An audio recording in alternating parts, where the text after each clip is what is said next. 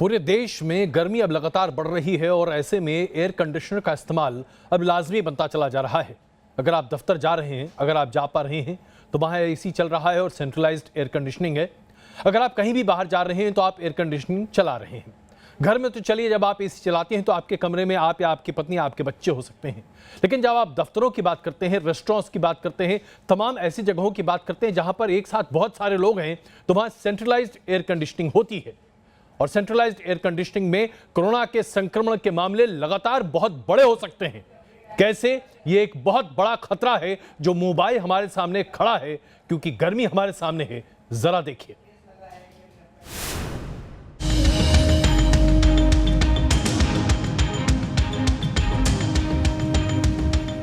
Centralised AC वाले restaurant corona का ठिकाना। सेंट्रलाइज्ड एसी वाले दफ्तर कातिल वायरस का आशियाना। सेंट्रलाइज्ड एसी वाले स्कूलों में बड़ी मुसीबत। सेंट्रल एसी वाले अस्पताल और मॉल कातिल वायरस से महफूज नहीं। सेंट्रलाइज्ड एसी वाला हर घर कोरोना का संभावित शिकार। सेंट्रलाइज्ड एसी से लैस देश की संसद में भी संक्रमण का खतरा। राज्यों की विधानसभा, बीपीओ दफ्तर, आईटी कंपनियों का ऑफिस, हर वो जगह जहां सेंट्रलाइज्ड एसी गर्मी से राहत दिलाने के लिए लगाया गया है वो खतरनाक है। कोरोना संक्रमण के लिहाज से रेड जोन है। कोरोना वायरस के इस दौर में सेंट्रलाइज्ड एसी की ठंडी ठंडी कूल हवा भी घातक हो सकती है। इस तरह का दावा सिर्फ सोशल मीडिया पर वायरल मैसेज में ही नहीं किया जा रहा, बल्कि कई स्टडीज भी ऐसा ही दावा कर रही हैं। सेंट्रलाइज्ड एसी को कोरोना संक्रमण की वजह बता रही हैं। इन स्टडी के मुताबिक सेंट्रल एसी जो किसी बड़ी जगह जैसे मॉल, दफ्तर, हॉस्पिटल या भीड़भाड़ वाली जगहों पर लगे होते हैं, उनसे कोरोना वायरस फैल सकता है। तो क्या है इस दावे की हकीकत? सेंट्रलाइज्ड एसी से ड्रॉपलेट ट्रांसमिशन का दावा कितना सच है, आपको बताएंगे आगे। आप बने रहिए न्यूज़ नेशन के साथ। ये खबर हमारे लिए इसलिए महत्वपूर्ण है क्योंकि अब जैसे गर्मी आ रही है, वैसे ही सेंट्रलाइज्ड एयर कंडीशनिंग का इस्तेमाल बड़े पैमाने पर होता दिखाई देगा। लॉकडाउन खत्म होने के बाद संक्रमण बढ़ने की आशंका इसलिए बढ़ जाएगी क्योंकि सेंट्रलाइज्ड एयर कंडीशनिंग में आपके लिए खतरा और ज्यादा बढ़ जाएगा। चीन ने यह स्थापित कर दिया है और इसे साबित करके बताया है एक पूरे नमूने के साथ कि आखिरकार सेंट्रलाइज्ड एयर कंडीशनिंग या एयर कंडीशनिंग अगर किसी जगह पर है, जैसे कि किसी रेस्टोरेंट में, तो वहां पर अगर कोरोना का संक्रमित कोई मरीज है तो वो उस पूरे रेस्टोरेंट में, पूरे मॉल में, तमाम जगहों पर कैसे हर किसी को संक्रमित कर सकता है। देखिए, क्योंकि ये विस्तृत तरीके से हम आपको बता रहे हैं, हम आपको चेता रहे हैं। कहर बरसाते सूरज की गर्मी से राहत के लिए एसी की ठंडी बयार किसे अच्छी नहीं लगती, लेकिन इस कोरोना काल में सेंट्रलाइज्ड एसी का इस्तेमाल कातिल वायरस के संक्रमण की वजह बन सकता है। ये महज दावा नहीं है, बल्कि चीन में ऐसा ही एक मामला सामने आ चुका है। इससे जुड़ी स्टडी के नतीजे centres for disease control and prevention America ने पब्लिश किए हैं। सेंट्रलाइज्ड एयर कंडीशनिंग सिस्टम से संक्रमण का मामला चीन के ग्वांगझू शहर में देखा गया है। 24 जनवरी को यहाँ के एक रेस्तरां में कोरोना संक्रमित शख्स अपने परिवार के साथ आया था। इसके जरिए रेस्तरां में बैठे कई परिवार कोरोना संक्रमित हो गए। सबसे पहले रेस्तरां में मौजूद शख्स ने अपनी टेबल पर मौजूद 4 लोगों को संक्रमित कर दिया। इतना ही नहीं, सेंट्रलाइज्ड एसी से निकली हवा से वायरस ने दूसरों को संक्रमित कर दिया। स्टडी के मुताबिक कोरोना संक्रमण एसी की वजह से हुआ, जिसमें संक्रमित शख्स की खांसी या छींक से फैले ड्रॉपलेट्स एसी के तेज एयर फ्लो की वजह से जल्दी से फैल सके होंगे। एक संक्रमित शख्स ने अपनी टेबल से 1 मीटर दूरी पर 2 टेबल पर मौजूद 5 लोगों को संक्रमित कर दिया। वैसे सामान्य तौर पर यह वायरस संक्रमित की खांसी, थूक या छींक से निकले वाटर ड्रॉपलेट्स के साथ हवा में तैरते हैं और किसी सतह पर बैठ जाते हैं, क्योंकि ठोस सतह पर ये ज्यादा देर तक रह पाते हैं। इस नतीजे के बाद माना जा रहा है कि अगर टेबल्स के बीच दूरी ज्यादा होती या फिर खिड़कियां खुली होती ताकि हवा बाहर आ जा सके, तो संक्रमण टाला जा सकता था। पीआईबी के फैक्ट चेक ट्विटर अकाउंट पर भी सेंट्रलाइज्ड एसी को सुरक्षित नहीं बताया गया है। एसी चलाने में कोई प्रॉब्लम नहीं है, जो विंडो एसी हो। जहां बड़ी इस्टेब्लिशमेंट्स हैं, हॉस्पिटल्स हैं और बड़ी इस्टेब्लिशमेंट्स हैं जहां पे सेंट्रल एसी है, वहां पे प्रॉब्लम हो सकती है। अगर कोई पॉजिटिव पेशेंट्स भी जहां पे रखे जाते हैं तो वहां पे प्रॉब्लम हो सकती है एसी चलाने में। जानकारों के मुताबिक कोरोना वायरस 25 से 30 डिग्री सेल्सियस पर अच्छा ग्रोथ करता है। ह्यूमिडिटी 45 से 50% होनी चाहिए। अगर हम तापमान कम करते हैं किसी भी माध्यम से, चाहे वो स्प्लिट एसी ही क्यों ना हो, वो उसकी ग्रोथ को प्रमोट करेगा। जहां सेंट्रल कंडीशनिंग है, वहां अगर कोई संक्रमण वाला व्यक्ति जाता है, खांसता है, छींकता है, तो एयर हैंडलिंग यूनिट एयर को खींच लेगी और संक्रमण एयर कंडीशनिंग के डक्ट में चला जाएगा और वहां से एक कमरे से दूसरे कमरे में जाने की संभावना बढ़ जाती है। जानकारों के मुताबिक कोरोना काल में एयर कंडीशनिंग सिस्टम से दूर रहना ही बेहतर होगा। Team news nation. देखा आपने किस तरह से ये बहुत बड़ा खतरा है जो अभी भी मुंहबाए हमारे सामने खड़ा है, लेकिन उससे भी बड़ा खतरा अब हिंदुस्तान के सामने ये है कि जैसा हमने आपको कल दिखाया था, कोरोना के संक्रमण के जो लक्षण हैं वो अब न के बराबर दिखाई दे रहे हैं हिंदुस्तान में कोरोना संक्रमित मरीज के बीच में। यानी कि आप कोरोना से संक्रमित हैं, आपको पता ही नहीं चलेगा। तकरीबन 14 दिन तक नहीं बल्कि 21 दिन या शायद उससे भी ज्यादा तक आपको पता ही नहीं चलेगा कि आप कोरोना से संक्रमित हैं और आप दूसरों को भी संक्रमण पास कर रहे हैं। इसे कहते हैं एसिम्प्टोमेटिक कोरोना पेशेंट्स। और ये हमारे लिए सबसे बड़ा खतरा बन रहा है क्योंकि हाल के बीते एक हफ्ते में ऐसे मरीज सबसे ज्यादा हिंदुस्तान में पाए जा रहे हैं।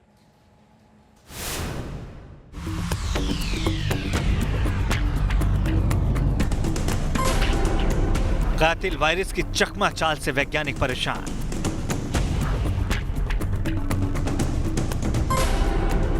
कोरोना वायरस की सीक्रेट चाल से फैल रहा है संक्रमण का जाल।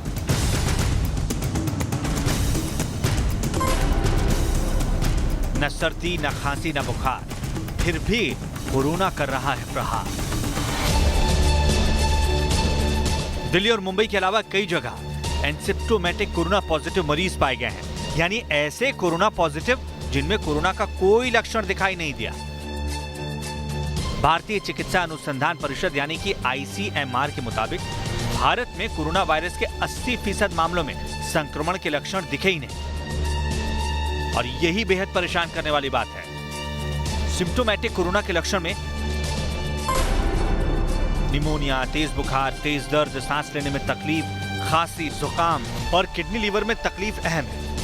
लेकिन एसिम्प्टोमेटिक कोरोना का कोई लक्षण नहीं दिखता है, लिहाजा ये बड़ी परेशानी बन रहा है। देश में सबसे ज्यादा कोरोना वायरस के मरीज महाराष्ट्र में है और महाराष्ट्र में असिम्प्टोमेटिक यानी जिनको कोई लक्षण नहीं, ऐसे कोरोना वायरस पॉजिटिव मरीजों की संख्या बहुत बड़ी तादाद में है। सरकार ने कल एक प्रेस नोट जारी किया था, इसमें उन्होंने ये बताया था कि 4,666 जो कुल कोरोना वायरस के मरीज़ है उसमें से 2,300 की उन्होंने जांच की, तो उसमें ये पाया गया कि लगभग 81% जो मरीज़ है वो कोरोना वायरस के उनमें कोई लक्षण नहीं, यानी वो असिम्प्टोमेटिक है। असिम्प्टोमेटिक लोगों की जो तादाद बढ़ रही है, मरीजों की तादाद बढ़ रही है, वो महाराष्ट्र सरकार के लिए चिंता का विषय है। इसलिए महाराष्ट्र सरकार रैंडम टेस्ट करने जा रही है और ऐसे में अब तक 71,000 लोगों की टेस्टिंग हुई है।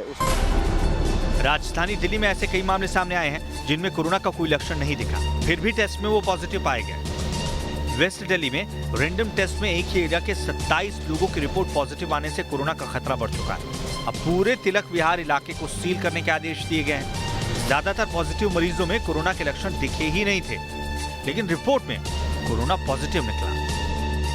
दिल्ली, मुंबई के अलावा अलग अलग जगहों से ऐसे एसिम्प्टोमेटिक पेशेंट देखने को मिले जो कोरोना पॉजिटिव तो थे लेकिन उनमें संक्रमण के लक्षण नहीं थे, यानी सूखी खांसी, तेज बुखार और सांस लेने में दिक्कत कुछ भी नहीं। उनमें से कुछ लोग प्री सिम्प्टोमेटिक भी हो सकते हैं, यानी वो पेशेंट जिनमें आज तो लक्षण नहीं है लेकिन 4 से 5 दिनों के बाद लक्षण हो सकते हैं। ये वो साइलेंट स्प्रेडर हैं जिन्हें खुद ही नहीं पता होता कि वो कोरोना पॉजिटिव हो गए और जो सोसाइटी में इस तरह के संक्रमण को फैला सकते हैं। लिहाजा ICMR और राज्य सरकारों ने मिलकर कई कदम उठाए हैं जिसके तहत रैंडम सैंपलिंग की जाएगी, पूल टेस्टिंग की जाएगी, एंटीबॉडी टेस्ट होंगे ताकि रैपिड तरीके से ये पता किया जा सके कि ऐसे लोग सोसाइटी में कितने हैं जो साइलेंट स्प्रेडर है और जो साइलेंट तरीके से संक्रमण को फैला सकते हैं। वीडियो जर्नलिस्ट कमल के साथ राहुल डवास, न्यूज़ नेशन, दिल्ली। लेकिन इसमें सबसे बड़ा धक्का इस बात से लगा है कि रैपिड टेस्ट अगले 2 दिनों तक पूरे देश में कहीं नहीं हो पाएंगे। 2 दिनों तक रैपिड टेस्ट नहीं हो पाएंगे। वो इस वजह से क्योंकि राजस्थान सरकार ने साबित कर दिया है कि जो किट इस्तेमाल किया जाता है रैपिड टेस्ट करने के लिए वो फेल हो रही है और चूंकि वो फेल हो रही है इसलिए उसका कोई मतलब नहीं है। जाहिर सी बात है, जहां पर कोरोना का संक्रमण लगातार बढ़ रहा है हिंदुस्तान में, रैपिड टेस्ट के फेल होने से या उसे रोके जाने से अब यह संक्रमण की जो स्प्रेड है, जो इसकी पहुंच है, वो समझ में नहीं आएगी।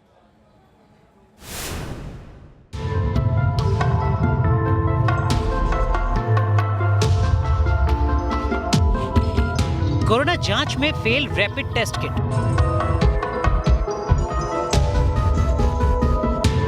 रैपिड टेस्ट किट के 95% नतीजे गलत।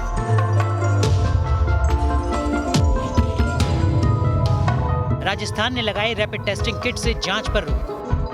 भारत समेत पूरी दुनिया इस वक्त कोरोना महामारी से परेशान है और कोरोना संकट से निपटने के लिए रैपिड टेस्टिंग किट को सबसे बड़ा हथियार माना जा रहा है। ऐसे में भारत में कई राज्यों में जब रैपिड टेस्ट किट का प्रयोग शुरू हुआ तो उससे कोरोना जांच में तेजी आने की उम्मीद जग गई। लेकिन अब ये उम्मीद टूटती नजर आ रही है, क्योंकि भारत में सबसे पहले रैपिड टेस्ट किट का प्रयोग करने वाले राजस्थान में इस किट के प्रयोग पर रोक लगा दी गई है। दरअसल जयपुर के एसएमएस अस्पताल में रैपिड टेस्ट किट से जब 100 कोरोना संक्रमितों का टेस्ट किया गया तो इस किट ने उनमें से 95% नतीजों को नेगेटिव बता दिया और रैपिड टेस्ट किट की सफलता का दर सिर्फ 5% पाया गया। इसके बाद डॉक्टरों ने इसकी रिपोर्ट प्रदेश सरकार और आईसीएमआर को भेज दी, जिसके बाद राजस्थान सरकार ने रैपिड टेस्ट किट से जांच पर ही रोक लगा दी। राजस्थान सरकार ने बड़ा फैसला लेते हुए रैपिड किट से जांच बंद कर दी है, यानी अब राजस्थान में जांच रैपिड किट से नहीं हो रही है। इसकी बड़ी वजह रही जांच के दौरान रैपिड किट का डाउटफुल होना। दरअसल डॉक्टर्स ने 100 ऐसे मरीजों की जांच रैपिड किट से की जो पॉजिटिव थे, लेकिन रैपिड किट की जो रिपोर्ट आई वो बेहद चौंकाने वाली बात थी। 95% पॉजिटिव मरीज रैपिड किट की जांच में नेगेटिव बताए गए, महज 5 लोगों को ही पॉजिटिव बताया गया। राजस्थान में रैपिड टेस्ट किट के पहले लॉट के 95% रिपोर्ट गलत आने के बाद अब दूसरे लॉट की किट से टेस्ट किया जा रहा है, जिससे पता लगाया जा सके कि कहीं पहले लॉट का केस फॉल्टी तो नहीं आ गया। भाई इनका जो कोरिलेशन है वो इनका 90% हम एक्सपेक्ट कर रहे थे, लेकिन वो आया 5.4। इसका मतलब 0 ही है। ऐसी परिस्थिति में हमने जितना भी प्रोसीजरल कोई कमी नहीं रखी, प्रोसीजर को पूरा अडॉप्ट किया। आईसीएमआर ने जो गाइडलाइन इन टेस्ट को करने के लिए जारी की थी उनका भी पूरा ध्यान रखा गया। उसके बावजूद एक्यूरेसी पे खरा नहीं उतर रहे तो फिर हमने इन टेस्ट को रोक दिया। अभी हमने रैपिड किट से जांच अभी हमने आज रोक दी है अभी, क्योंकि जो आपने बता रहे हैं कि उसमें से 95% लोगों को जो जांच नेगेटिव दिखाई, इसलिए अभी हम जांच रोकी हुई है। हम वापस पीसीआर से जांच शुरू कर रहे हैं लोगों की। रामगंज क्षेत्र की विशेषकर रामगंज क्षेत्र के आसपास क्षेत्र में हम इस पर विशेष जोर देंगे, तो जाँच प्रक्रिया लगातार जारी रहेगी। रैपिड एंटीबॉडी टेस्ट से ही पता चलता है कि उसमें कोरोना वायरस से लड़ने वाली एंटीबॉडी बन रही है या नहीं, यानी ये कोरोना मरीजों की संभावित पहचान करने में मददगार है। इस टेस्ट से पता चलता है कि शरीर में कोरोना वायरस आया था या नहीं। एंटीबॉडी पॉजिटिव आती है तो पीसीआर करवाने की सलाह दी जाती है। अगर पीसीआर भी पॉजिटिव आए तो कोरोना कंफर्म हो जाता है। रैपिड टेस्टिंग किट इसको इसलिए कहा गया है कि ये टेस्ट रिजल्ट 15 मिनट में देता है, रैपिडली देता है, और ये एक प्रेगनेंसी टेस्ट किट की तरह होता है। इसको हॉट जोन में या क्लस्टर कंटेनमेंट जोन में सर्विलेंस के लिए, स्क्रीनिंग के लिए, या जिन पेशेंट में इन्फ्लुएंजा लाइक सिम्टम्स होते हैं उनके लिए किया जाता है, और रैंडम टेस्टिंग के लिए भी किया जाता है। साफ है, अगर रैपिड टेस्ट किट की दूसरी रिपोर्ट भी फेल होती है तो कोरोना के खिलाफ जंग में ये बड़ा झटका हो सकता है। Team news nation. कोरोना के खिलाफ हमारी इस लड़ाई में सबसे बड़ा नुकसान हमें झेलना पड़ रहा है हमारे कोरोना वॉरियर्स के संबंध में, यानी कि वो पुलिस अधिकारी जो सड़कों पर या बाहर निकलकर कोरोना संक्रमित मरीजों या फिर तमाम इलाकों की नाकेबंदी कर रहे हैं, वो डॉक्टर्स और नर्स जो लगातार रात दिन मेहनत कर लोगों की जान बचाने में लगे हुए हैं। लेकिन बड़ी संख्या में पुलिसकर्मी और डॉक्टर नर्स प्रभावित हो रहे हैं, संक्रमित हो रहे हैं कोरोना से। उनके बचाव के रास्ते भी कम हैं, कई अस्पतालों को बंद भी करना पड़ रहा है। कोरोना वॉरियर्स की ये हारती लड़ाई हमारे लिए सबसे बड़ी चिंता का विषय है।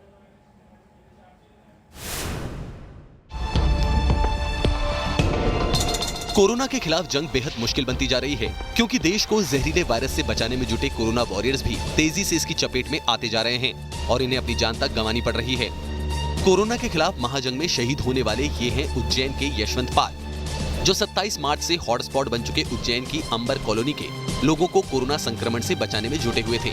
इससे पहले 19 अप्रैल को इंदौर के जूनी थाने के थाना प्रभारी देवेंद्र चंद्रवंशी का भी कोरोना से निधन हो गया था। और ये हाल सिर्फ मध्य प्रदेश का नहीं बल्कि पूरे देश का है, जहां कोरोना को हराने के लिए जो डॉक्टर और पुलिसकर्मी 24-24 घंटे ड्यूटी कर देश की सेवा कर रहे हैं, उनके लिए भी अब इस वायरस से खुद को बचाना मुश्किल हो रहा है। अब तक देश के करीब 300 स्वास्थ्य कर्मी कोरोना संक्रमित हो चुके हैं, तो 100 से ज्यादा पुलिसकर्मी इस जहरीले वायरस की जद में आ चुके हैं, जिसमें से मुंबई के करीब 150 स्वास्थ्य कर्मी कोरोना पॉजिटिव पाए जा चुके हैं, तो दिल्ली के करीब 70 स्वास्थ्य कर्मी इस वायरस की चपेट में आ चुके हैं। वहीं राजस्थान में भी करीब 50 स्वास्थ्य कर्मी कोरोना संक्रमित हो चुके हैं। दरअसल कोरोना वायरस के खिलाफ जंग के लिए कोरोना वॉरियर्स के पास PPE किट यानी पर्सनल प्रोटेक्टिव इक्विपमेंट का होना बेहद जरूरी है। लेकिन कई जगह पर कोरोना वॉरियर्स को बगैर PPE किट के ही संक्रमित मरीजों के पास जाना पड़ रहा है, जिस वजह से वो भी इस वायरस की चपेट में आते जा रहे हैं। और सबसे ज्यादा कोरोना संक्रमित राज्य महाराष्ट्र के करीब 200 मेडिकल स्टाफ कोरोना की जद में आ चुके हैं, जिसमें मुंबई के स्वास्थ्य कर्मियों की हालत सबसे ज्यादा खराब है। मुंबई में सबसे ज्यादा 80 मेडिकल स्टाफ वॉकहार्ट अस्पताल के पॉजिटिव पाए गए हैं। इसके अलावा मुंबई पुलिस के 7 अधिकारी और 16 कांस्टेबल समेत कुल 23 पुलिसकर्मी भी कोरोना की चपेट में आ चुके हैं। महाराष्ट्र के बाद कोरोना संक्रमण के दूसरे सबसे ज्यादा केस देश की राजधानी दिल्ली से निकलकर सामने आ रहे हैं, क्योंकि कोरोना वाली जमात ने दिल्ली में हर तरफ संक्रमण फैला दिया है और इस वजह से दिल्ली के कई कोरोना वॉरियर्स इसकी चपेट में आ चुके हैं।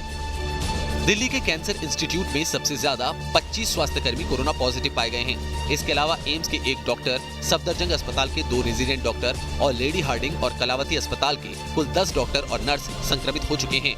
इसके अलावा चांदनी महल और नबी करीम इलाके के कुल 11 पुलिसकर्मी भी संक्रमित हो चुके हैं। हिंदुस्तान में कोरोना का कहर लगातार बढ़ता जा रहा है और आज दूसरे चरण के लॉकडाउन का 7वां दिन है। इस वक्त हम चांदनी महल इलाके में हैं और ये एरिया भी दिल्ली के हॉटस्पॉट एरिया में से एक है, जिसको पूरी तरह से सील कर दिया गया है। और ये एक वो एरिया है जहाँ पे दिल्ली पुलिस के जवान भी खुद कोरोना वायरस की चपेट में आ गए हैं। राजधानी का चांदनी महल पुलिस स्टेशन कोरोना वायरस का नया हॉटस्पॉट बन गया है। आपको बता दें कि दिल्ली में 16 पुलिसकर्मी कोरोना पॉजिटिव हैं, जिसमें से 8 चांदनी महल थाने के हैं। चांदनी महल पुलिस स्टेशन के 5 पुलिसकर्मी पॉजिटिव पाए गए हैं। इससे पहले 3 पहले भी कोरोना पॉजिटिव पाए गए थे। वॉरियर्स पर वायरस का ये अटैक सिर्फ दिल्ली और मुंबई में नहीं हो रहा है, बल्कि देश के ज्यादातर राज्यों के स्वास्थ्यकर्मी और पुलिसकर्मी कोरोना की चपेट में आते चले जा रहे हैं, जो कोरोना के खिलाफ जंग के लिए बहुत बड़ा झटका माना जा रहा है। Team news nation. जहां पूरे देश में जद्दोजहद इस बात की हो रही है कि कैसे लोगों की जान बचाई जाए कोरोना के संक्रमण से, वहीं कुछ लोगों का व्यवहार चिंताजनक नहीं बल्कि बहुत दुखद है। जिस तरह से लोग व्यवहार कर रहे हैं कोरोना वॉरियर्स के साथ, चाहे वो पुलिस हो या फिर डॉक्टर या नर्स, इसे क्या कहा जाए? इसे बददिमागी नहीं कहेंगे, इसे बदमाशी कहेंगे, इसे जाहिलपन कहेंगे।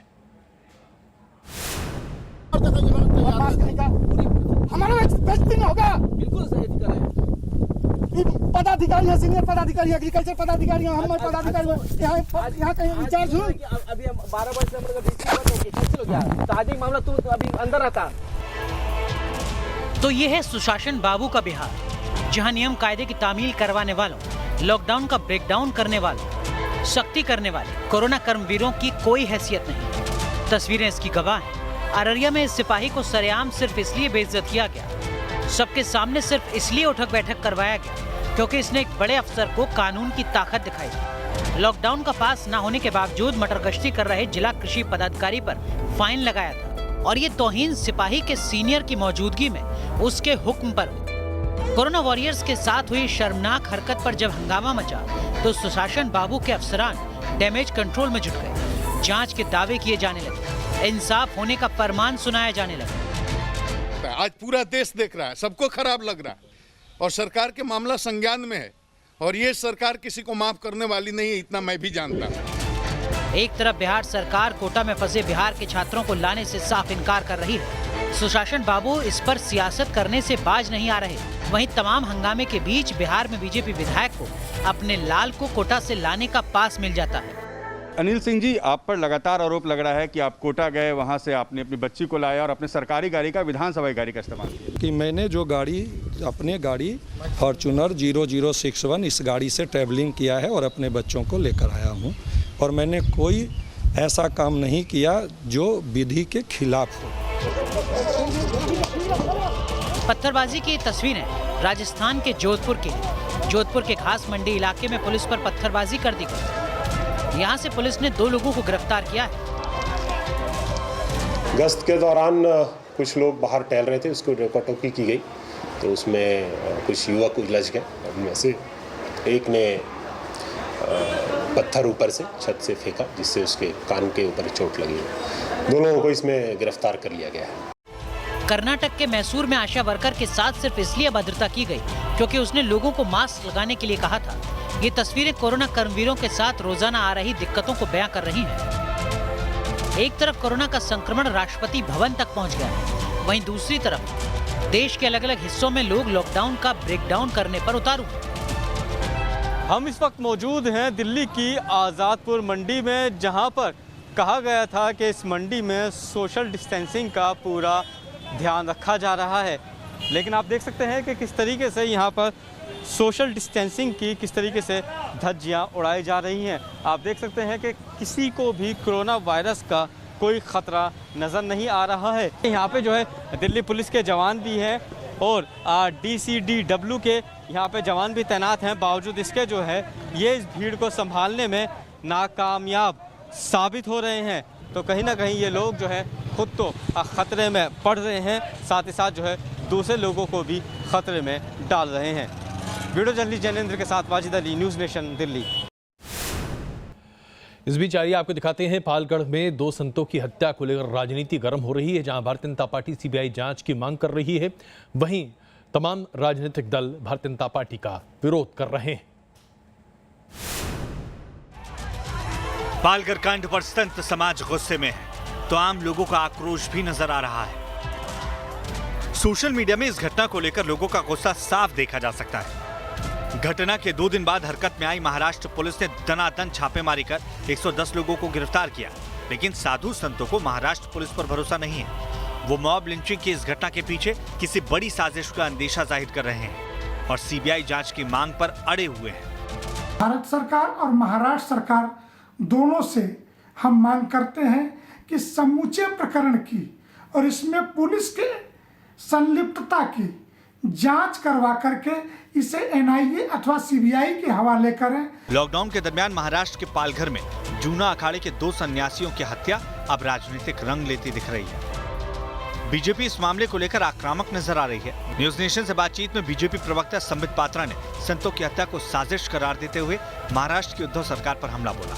ये आक्रमण कम्युनिस्ट गुंड्स का है, ये उन्हीं गुंडों का है, अर्बन नक्सलियों का है। और तभी ये जो अवार्ड वापसी गैंग है, जो अर्बन नक्सली है, जो गौतम नौलखा से लेकर तमाम नक्सलियों का समर्थन करते हैं, वो सारे के सारे चुप बैठे हुए हैं। निश्चित तौर पर यह हत्या का मामला है, यह एक नरसंहार है। संतों की हत्या का यह मामला 16-17 अप्रैल की दरमियानी रात का है। पालघर कांड में महाराष्ट्र की उद्धव सरकार की मुसीबत बढ़ चुकी है। कोरोना को लेकर उद्धव ठाकरे पहले ही विपक्ष के निशाने पर थे।